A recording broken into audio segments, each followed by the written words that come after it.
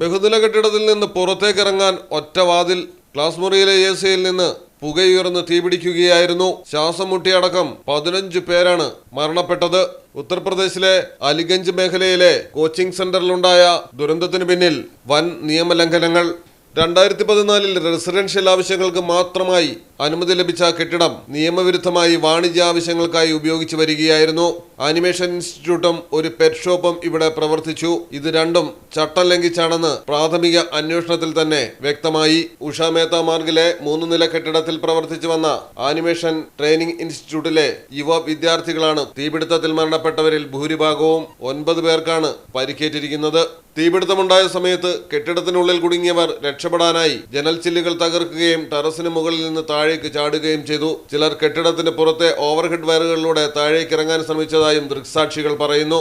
രക്ഷാപ്രവർത്തകർ അടുത്തുള്ള കെട്ടിടത്തിന്റെ ഭിത്തിയിൽ വലിയ ദ്വാരമുണ്ടാക്കിയാണ് സ്ട്രക്ചറുകൾ ഉള്ളിലെത്തിച്ച് അപകടത്തിൽ പരിക്കേറ്റ് കിടന്നവരെ പുറത്തെത്തിച്ചത്.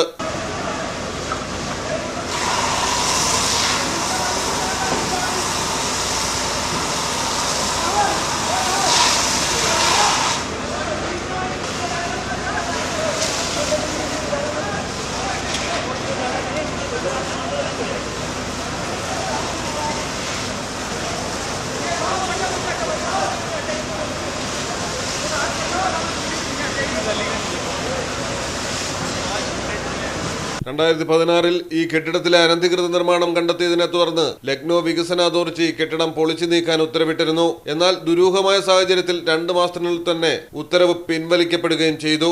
1980 ഒരു ഹയർ പർച്ചേസ് സ്കീം വഴി അനുവദിച്ച ഈ പ്രോപ്പർട്ടി പല കൈകൾ മറിഞ്ഞാണ് നിലവിലെ ഉടമസ്ഥരിലെത്തിയത്.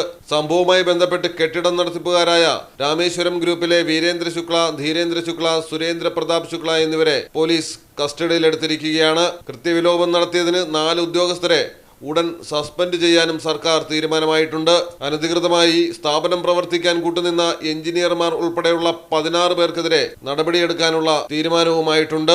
പ്രത്യേക അന്വേഷണ സംഘത്തിന് 7 ദിവസത്തിനുള്ളിൽ റിപ്പോർട്ട് സമർപ്പിക്കാൻ മുഖ്യമന്ത്രി യോഗി ആദിത്യനാഥ് ഉത്തരവിട്ടു. മരണപ്പെട്ടവരുടെ കുടുംബങ്ങൾക്ക് 5 ലക്ഷം രൂപ വീതവും പരിക്കേറ്റവർക്ക് 50,000 രൂപ വീതവും സംസ്ഥാന സർക്കാർ ധനസഹായവും പ്രഖ്യാപിച്ചിട്ടുണ്ട്. News desk Malayalam television. In the heart of Malappuram, where traditions weave seamlessly into modernity, KMT tells a story of unity. Redefining beauty, transforming generation. KMT Silks, Perinthalmanna and Kottakkal.